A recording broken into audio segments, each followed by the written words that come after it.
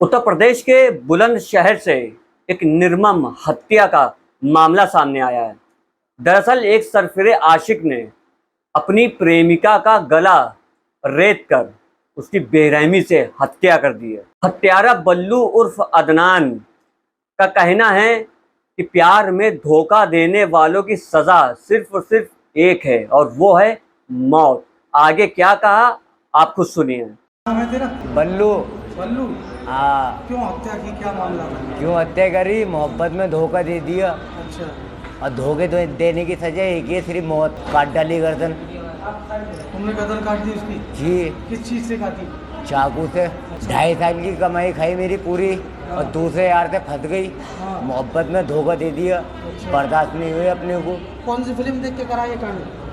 बल्लू Sanjay Dutt, fan हूँ संजय दत्त का sir में। और बिल्लू संडा कहाँ है इस वक्त? बिल्लू सांडा तो मर गया, हाँ। एनकाउंटर कर दिया उसका। अच्छा। और क्या, मेरा का एनकाउंटर कोई होगा भाई? एक मर्डर करा है मैंने तो, 10 मर्डर कोई करे। जब 10 मर्डर करूँगा तो मेरा भी एनकाउंटर हो जाएगा, खत्म बात। इससे क्या बात है?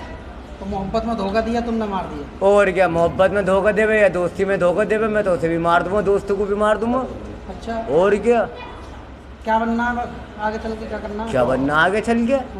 ये तो सजा काटने के बाद में पता लगी क्या बनना आगे जाके। अच्छा बनना है या बुरा बनना।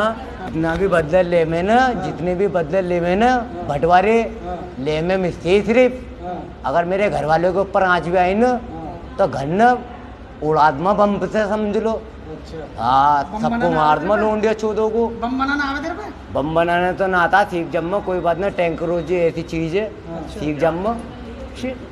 कंप्यूटर चलाने सीख जाते हैं। हाँ, तो मैं भी सीख जम्मा। घर वालों पे उंगली नहीं होनी चाहिए, उंगली उठाने नहीं चाहिए कोई भी। जितने घर वालों पे उंगली उठाई उसकी उंगली काट डालूंगा। फिल्मों का असर आज के समाज के लोगों के ऊपर किस तरह से पड़ रहा है ये हमें बताने की ज़रूरत नहीं है। इस वीडियो को देख करके आपको अंदाज़ा हो जाएगा कि किस तरह से समाज क्राइम की ओर बढ़ रहा है। बल्लू तुम्हारी जेल से फरार की मिसाल देने वाले अदनान के जैसे लोग इस देश में और ना जाने कितने लोग पैदा होंगे, कितने लोग इस देश में दहशत का माहौल क्रिएट करेंगे और ना जाने ऐसे कितने लोगों की, मासूमों की हत्या करने पर आमादा हो जाएंगे। आगे और भी नई स्टोरी हम आपको जल्द दिखाएंगे। तब तक के लिए देखते रहिए द हिंदुस्तान गज़ट। धन्यवाद।